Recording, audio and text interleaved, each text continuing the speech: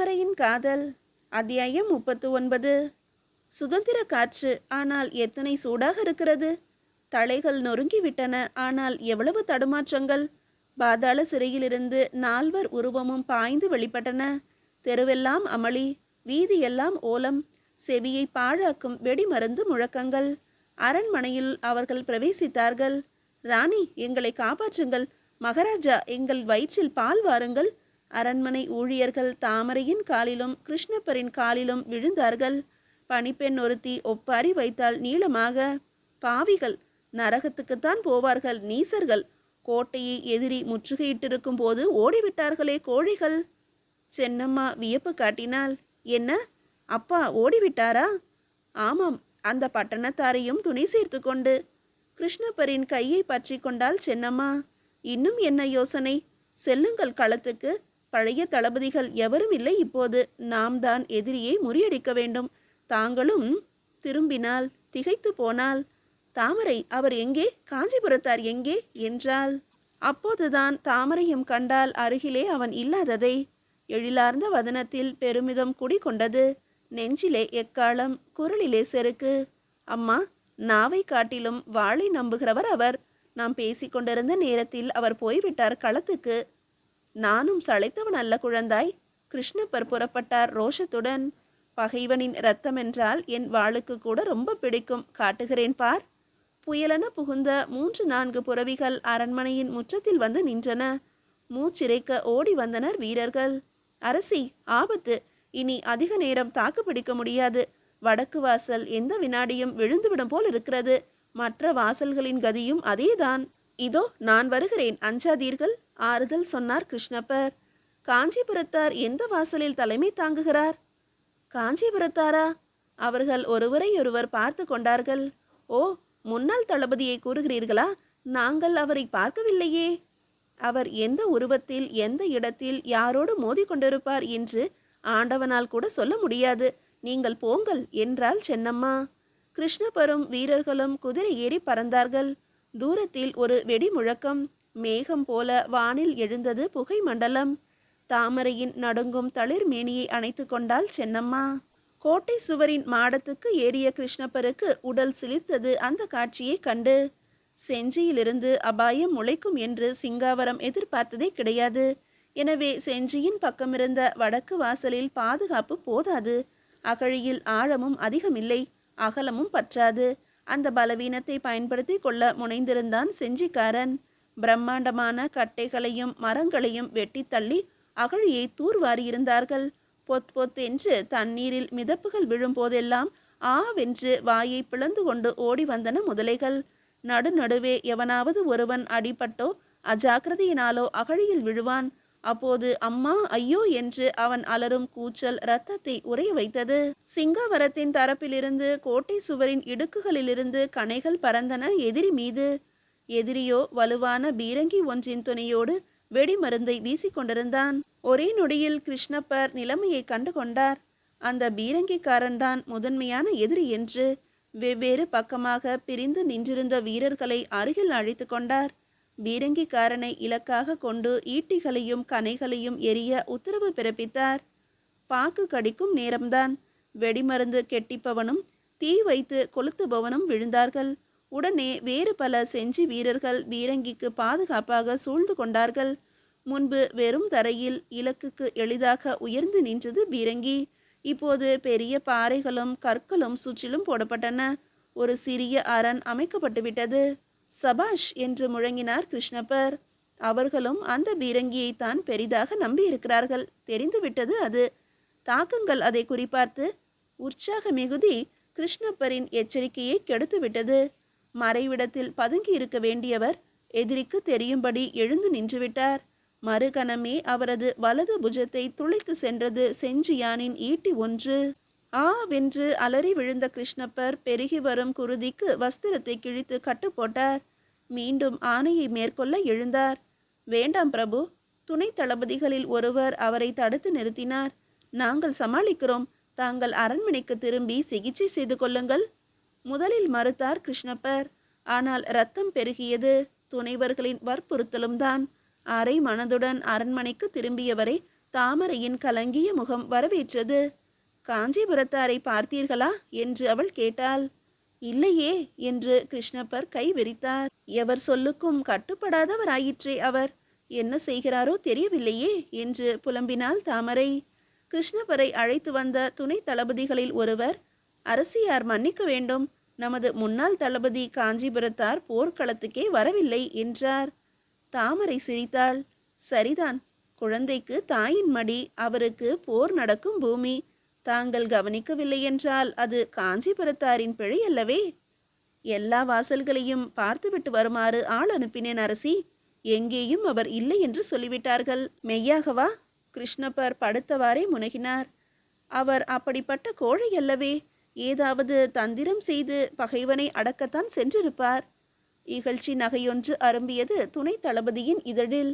அவருடைய தந்திரங்களை நம்பி ஏமாந்ததுதான் மிச்சம். புழுதி எழுப்பியபடி பறந்து வந்தான் வீரன் ஒருவன்.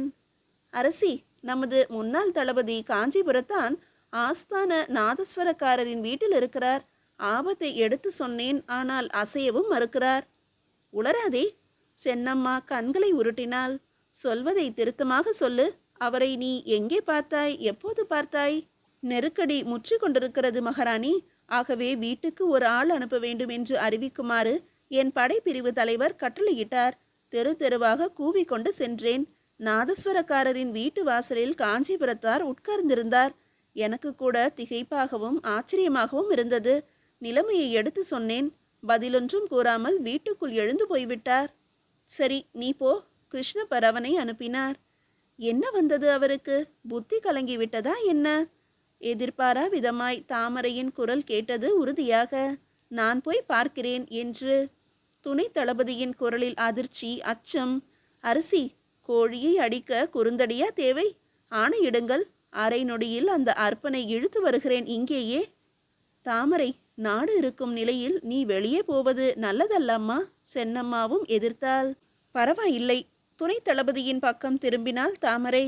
அந்த நாதஸ்வரக்காரரின் வீட்டுக்கு எனக்கு வழிகாட்டு. ஊரெங்கும் அழுகுரல். அந்த வீட்டுக்குள் இன்னிசை, வெளியே மரண கீதம், இங்கே மோகன ராகம். படபடவென்று கதவை தட்டினான் துணை தளபதி. வாசலில் பெரும் கூட்டம். நாடாளும் ராணி வந்திருக்கிறார். ஒரு சாதாரண குடிமகனின் இல்லத்துக்கு. ஏன் ஏன்? கூடியிருந்தோரின் நினைவிலும் உதட்டிலும் அந்த ஒரே ஒரு கேள்விதான். நாதஸ்வரத்தை ஏந்தியவாறே வெளிப்பட்டான் காஞ்சிபுரத்தான்.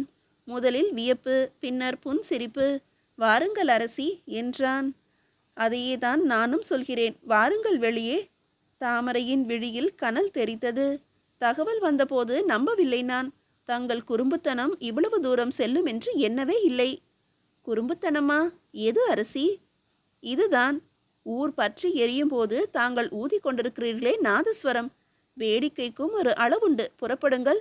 வாத்தியம் பிடித்த கரத்திலே வாளேந்தி கிளம்புங்கள். மக்களுக்கு தாங்கள் ஆற்ற வேண்டிய கடமையை மறவாதீர்கள். கடமையா? எனக்கா? ஏது என்று நகைத்தான் காஞ்சிபுரத்தான். அரசி, கொடுங்கோல் ஆட்சியிலிருந்து இவர்களை விடுவிக்க என் உடலை கொடுத்தேன், நேரத்தை கொடுத்தேன், சிந்தனை முழுவதையும் இவர்களுக்காகவே செலவழித்தேன். ஆனால் பதிலுக்கு அவர்கள் எனக்கு வழங்கியது என்ன? கூடியிருந்த மக்கள் தலை குனிந்து நின்றனர். தொடர்ந்தான் காஞ்சிபுரத்தான். நினைவுபடுத்துகிறேன், கேளுங்கள். அன்று நாம் கண்ணயர்ந்தோம். சூழ்ச்சியின் துணை கொண்டு சதிகாரர்கள் அரியணை ஏறினார்கள். தங்கள் அனைவரையும் துரத்தினார்கள். பொறுமி வெடித்தேன், பொங்கி எழுந்தேன். மக்கள் மன்றத்திலே கேட்டேன், நியாயமா என்று. அரசி, என் குரல் தன்னந்தனியாக ஒலித்தது. நடுக்காட்டில் விடப்பட்ட அனாதை குழந்தையின் அழுகை போல கேட்பாரற்று போயிற்று என் கூக்குரல். கேவலம் அரை பணத்துக்கும் துண்டு துணிக்கும் அடமானம் வைத்தார்கள் தன்மானத்தை. மானத்தை காட்டிலும் சோறு பெரிதென்று நினைத்துவிட்ட மக்களுக்கு இப்போது ஏன் சுதந்திரம் பெரிதாக தோற்றமளிக்கிறது? லஞ்சம் கொடுத்து அவர்களை சரி கட்டிய சூராதி சூரர்களையே நம்பி இருக்கட்டும். ஆபத்து காலத்திலும் அபயம் கொடுப்பார்கள். பொறுமையோடு இருக்க சொல்லுங்கள் அரசி. சிலையாகி நின்றாள் தாமரை. உடுக்கை இழந்தவன் கை போல துயர் கண்ட இடத்துக்கு விரைந்து கொண்டிருந்தாரே இவர். எவ்வளவு மனம் புண்பட்டிருந்தால் இப்படியெல்லாம் வீரப்பு பேசுவார்? அவனை சமாதானப்படுத்தும் வகையறியாமல் அவள் குழம்பிய போது, தளபதி, எங்களை மன்னியுங்கள். அண்ணே, மன்னிச்சிரு அண்ணே. தம்பி, ஏதோ தெரியாமல் செய்துட்டோம், மனசில் வச்சுக்கலாமா தம்பி? தடால் தடால் என்று காஞ்சிபுரத்தான் முன்னே விழுந்து வணங்கினார்கள் தெருவில் இருந்த மக்கள். மறுகணம் நெகிழ்ச்சி அவன் கண்களை பனிக்க வைத்தது. போதுமா என்றாள் தாமரை புன்சிரிப்புடன். வேண்டாம் வேண்டாம், தடுத்து நிறுத்தினான் காஞ்சிபுரத்தான் தன்னை கும்பிட வந்தவர்களை. வருத்தத்தில் ஏதோ பேசிவிட்டேன், நீங்கள்தான் என்னை மன்னிக்க வேண்டும். நான் உங்கள் வேலைக்காரன், காலால் இடுங்கள், வேலையை தலையால் செய்து முடிக்கிறேன். காஞ்சிபுரத்தார் வாழ்க, மக்கள் தளபதி வாழ்க. வானை முட்டியது உற்சாக பெருக்கெடுத்த கோஷம். திறவுங்கள் கதவுகளை, கட்டளை பிறந்தது காஞ்சிபுரத்தானிடம் இருந்து. கோட்டை கதவை காத்து நின்றவர்களுக்கு பெரும் அதிர்ச்சி. மன்னியுங்கள் தளபதி, ஏற்கனவே நம் எதிரிகள் அகழியை கடந்து கோட்டை வாயிலை அடைவதில் ஓரளவு வெற்றி பெற்றிருக்கிறார்கள். கதவை திறக்க முடியாதது ஒன்றுதான் அவர்களுக்கு தடை என்றான் துணை தளபதிகளில் ஒருவன். பாதகமில்லை, திற என்றான் காஞ்சிபுரத்தான். பாலத்தையும் இறக்கிவிடு. எவருக்கும் அவனை எதிர்க்க துணிவில்லை. கதவை திறக்கவும் பாலத்தை இறக்கவும் அவர்கள் முனைந்த வேளையில் யானை ஒன்றின் மீது ஏறி கம்பீரமாக அமர்ந்து கொண்டான் காஞ்சிபுரத்தான். தளபதி, தாங்கள் வாள், ஈட்டி, வேல் எல்லாம் எடுக்காமலே கீழேவே இருக்கின்றனவே, குரல் கொடுத்தான் படை வீரன் ஒருவன். சிரித்தான் காஞ்சிபுரத்தான். பகைவனை சந்திக்கும் போதுதான் அவை தேவை. நான் இப்போது சந்திக்க போவது நீயே பார். கோட்டை கதவுகளை பிளந்து கொண்டு வெள்ளம் போல பாய்ந்து வந்தது செஞ்சிக்காரனின் படை. நீண்ட ஈட்டியை ஓங்கிக் கொண்டு புலியென சீறி வந்தான் ஒரு வீரன். ஐயோ என்று கூவியது சிங்காவரப்படை. மயிர் இழைதான். தவறு இருந்தால் ஈட்டி காஞ்சிபுரத்தானின் மார்பில் சொருகி மறுபக்கம் வந்திருக்கும். எதிரி வீரனின் கை பின் வாங்கியது கடைசி வினாடியில். ஆ, தாங்களா என்று திகைத்து பின்னடைந்தன பல செஞ்சி வீரர்களின் கால்கள். காஞ்சிபுரத்தான் முறுவலித்தான். ஆம் தோழர்களே, நானே தான். யார் என்னை தாக்க வந்திருக்கிறீர்கள்? வாருங்கள் முன்னே. கவசமற்று திறந்துதான் இருக்கிறது என் மார்பு. உலகமே அசைவற்று நின்று விட்டதா என்ன? அப்படி ஒரு நிசப்தம். இல்லை இல்லை, தங்களை கொல்ல வரவில்லை நாங்கள் என்று ஒரே குரலில் முழங்கினார்கள் வீரர்கள். செஞ்சியின் தளபதி முன்னே வந்து தன் வாளை வைத்தான் யானையின் முன்பு. தோழரே, எங்களுக்கு இழைக்கப்பட்ட அவமானத்துக்காக மட்டும் நாங்கள் வரவில்லை. புதிய ஆட்சியில் தங்களுக்கு தீங்கு செய்யப்பட்டதாகவும் கேள்விப்பட்டோம். செஞ்சியின் உற்ற நண்பருக்காக வஞ்சம் தீர்க்கவே வந்தோம். நன்றி நண்பரே. சத்ரபதி அவர்களிடம் தயவு செய்து தெரிவியுங்கள். புது ஆட்சி பூத்துவிட்டது சிங்காவரத்தில். வஞ்சம் தீர்க்கும் வேலையை மக்களை மேற்கொண்டு விட்டார்கள். இனி செஞ்சியின் வாழ் தேவையில்லை, வாழ்த்துக்கள் தான் தேவை. ஆள்பலம் வேண்டாம், ஆசிதான் வேண்டும். அன்றைக்குள் இரண்டாம் முறையாக கோஷம் கிளம்பியது. வாழ்க சிங்காவரம் தளபதி, வாழ்க செஞ்சி சிங்காவரம் நட்பு என்று.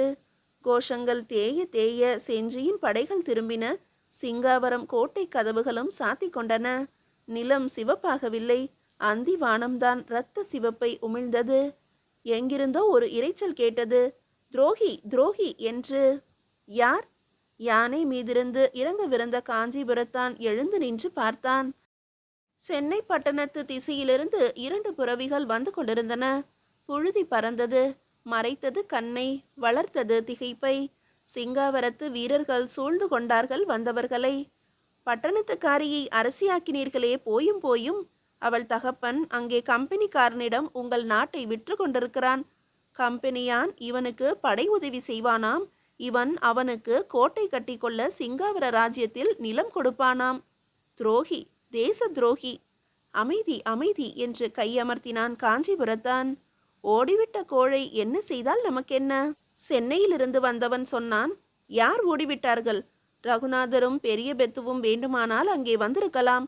பெரிய பெத்துவின் மகள் ராணியாக்கினீர்களே, அந்த தெய்வ நாயகி இன்னும் அரண்மனைக்குள் தான் இருக்கிறாள் பத்திரமாக. அரண்மனையிலா?